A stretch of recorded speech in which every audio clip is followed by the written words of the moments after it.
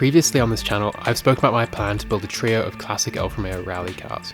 I've already got into the history of two of them, my Sprint GT and my 1300 Ti, but you might have spotted the third car in the background, a 1973 GTV 2000.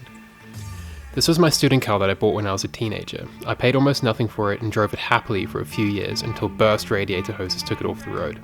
It sat unloved in a tractor shed gathering dust while I stole parts off of it to finish the 64 Sprint GT.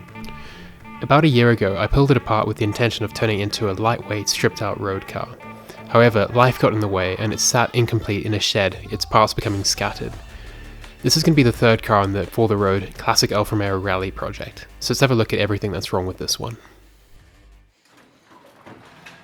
Now, the first thing on this car that's pretty typical of any car of this age, but of any Italian car in particular because of the thin sheet metal, is that they rust.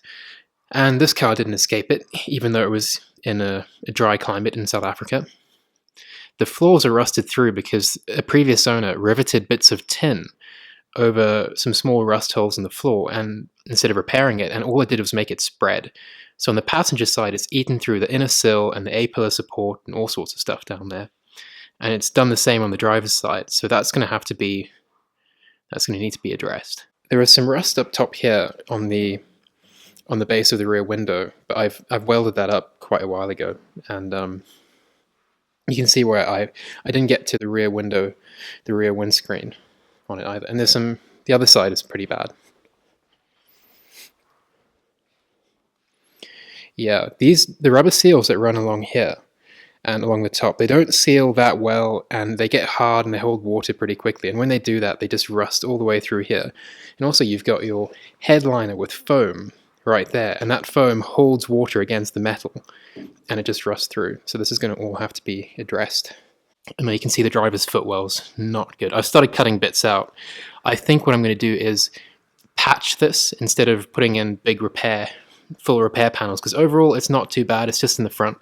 And shipping repair panels out to South Africa from the UK or from the US or Germany, it starts getting very expensive very quickly. And like I said before, these are going to be rally cars, not sort of concourse restoration show cars. So as long as the floor is solid and rust-free, I'm happy. It doesn't have to be super pretty factory correct.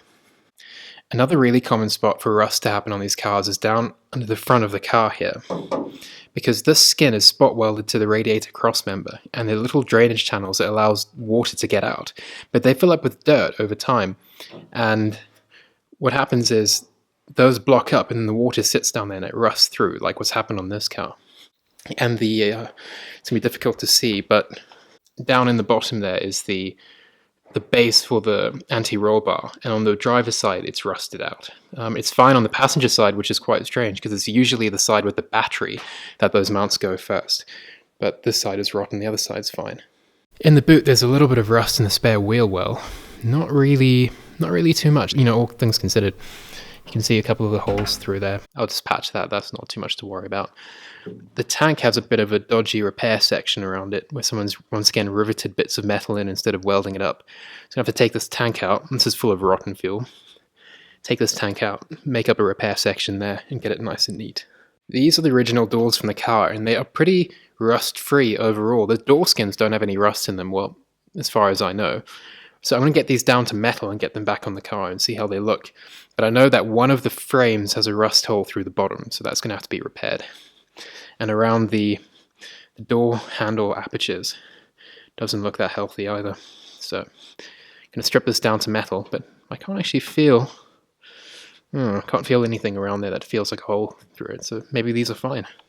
With the dashboard stripped out, I could start finding sort of a few more problems that were lurking. I had the GTV, the 2000 GTV flat dash with the plastic binnacle on here, and it would never fit properly. It would always rattle around, and I really disliked it. And I'm replacing it with a 1750 dash, but I've also realized once I stripped the car that it was actually these welds on the dashboard mountings are broken, which is probably why it never stayed in place properly. Some other broken welds. There are a few broken welds on this car, like the B-pillar on the driver's side. It's flopping about. Of course, you don't realize these things until you strip the car.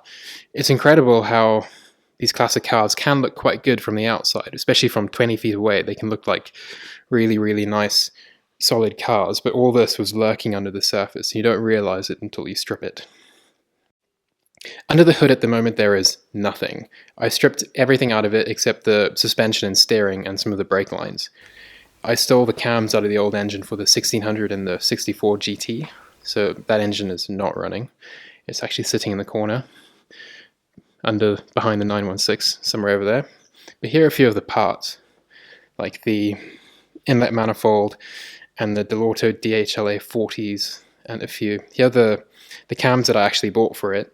These are regrinds. They're sort of fast road cams. And in the period, if you wanted fast road cams, especially here in South Africa, what you did was take an old set of standard cams and grind them down and use custom-made shims to give you more lift. And that's what these are. Here's a new dashboard for the car. It's out of a Series 2 1750 GTV. And it would have had a big center console, but I'm not going to use a center console on it. I'm using hanging dials. And here's some of the dials that I've been collecting for it. The really nice Veglia Borletti dials with the oil pressure displayed as pounds per square inch, which is quite a cool little detail, with the speedo in kilometers an hour. Here's some of the other things I've been collecting over time. All these bits and pieces that you just need to clean up and reorganize. All 105 guys know what these are. These are the door hinges, and they've been reconditioned. So I can put the doors in the car and see how they fit, because you're going to have the doors in the car when you do body work, so you can make sure you block it properly and that all the lines match up. This is the engine for the GTV. It is actually the GTV's original factory engine, and I know this because this plate was in the car when I bought it. Engine 2000, engine number 24396. And if you have a look on this motor, it's going to be a bit difficult to see. There's the engine number, 24396. So that is this car's original motor from the factory. Only South African cars had these plates on them, which is quite a nice thing. I know that technically you can just take these plates off and swap them with cars if you want to swap the engine, but I figured that the likelihood of this engine being replaced with another GTV engine and getting the plate was probably quite low. So as far as I'm concerned, this is this car's factory engine. I've been going through the parts store of this car for quite a long time, and just everything I find sort of stash away and restore as I'm going. So these are things that still need to be done. Here are a few bits and pieces as well. Inside of an old distributor, some fuel pump stuff. You can see I want to have a whole lot of stuff ready. So when I start building these cars properly, it's, get up and go. We're not waiting on any parts to be restored. You can see that there's just loads of different parts from all over the car. Fans and window mechanisms and the window winders and an accelerator pedal. There's just way too much stuff here. It's all a bit mixed up. And the fact that this garage is not just mine. So we've got parts from the Giulia Super race car, and there's a GTV outside on a rotisserie, a 1750 GTV as well. So those parts are everywhere. This car is currently sitting on its original suspension up front, which has the bigger suspension spindles with the big brakes from Arte.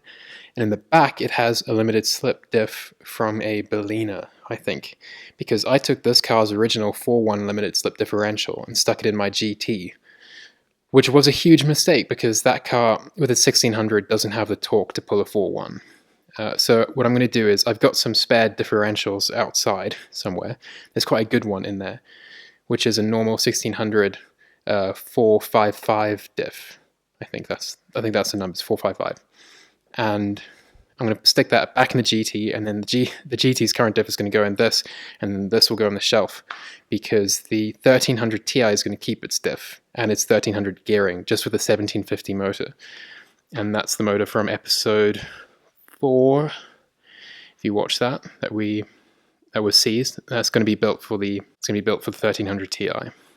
We'll build that motor again for the GTV, And the Sprint GT's original engine is going to stay with it. It's just going to get a rebuild with parts that are coming out of the 1600 from the TI.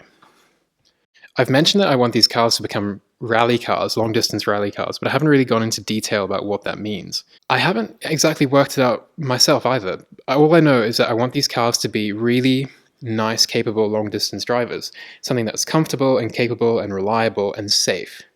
So what I've decided so far is that all the cars are going to get big brake upgrades, probably from Classic Alfa, and rollover bars, bucket seats, and the bucket seats are going to be custom made in-house using the base of GTV seats. That's what this is under here. I stripped down a GTV seat to get the base out of it, and then we'll custom make the backrest and the sides, and then upholster that so it looks like a Porsche RSR seat or something like that from the period. But the inside is going to get sort of a reworked interior with the rollover bar, stripped down, very fast road. Big brakes up front, big brakes at the back, and a whole new electrical system as well. Brand new electrical system that runs the spotlights, a new interior lighting, and a boot light, and all sorts of cool things like that. What else? Yeah, but apart from these modifications, it's going to be performance mods, some engine stuff, some chassis stuff, some lightning things.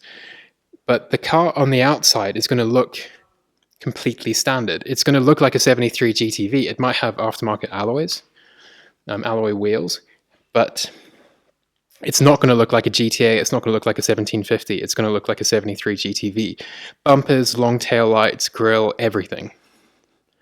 So this has just been a very quick intro video into the GTV, because this car is a bit of a tragic story, and I need to sort of tell this because it is a very common story amongst vintage car guys.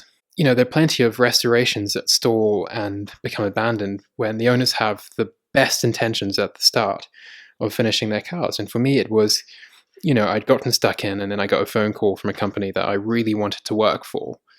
And they said, hey, please could you, move to the other side of the country and start working for us? And I did. I packed my bags and I left the car as it was in a tractor shed, gathering dust all stripped out. But I really want to get this thing right again. I want to get it back on the road because this was my first real automotive love.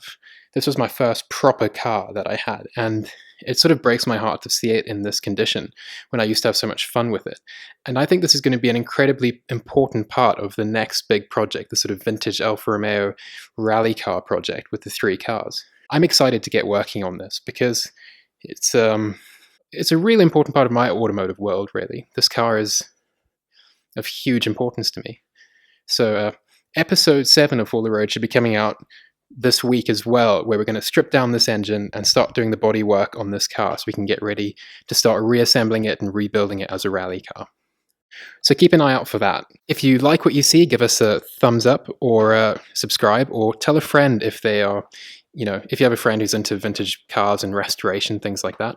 Let them know, because we're going to be taking these 3 cars from being in their various depressing states of disrepair. This car is a stripped out shell with nothing in it. The GT that's outside is sitting in a driveway with a locked starter motor and with the carbs flooding, and generally it's quite sad. The Giulia is actually pretty nice, but it's got faded paintwork with hail dents all over it, and it needs a little bit of love. Thanks for watching For the Road, and we'll see you later this week.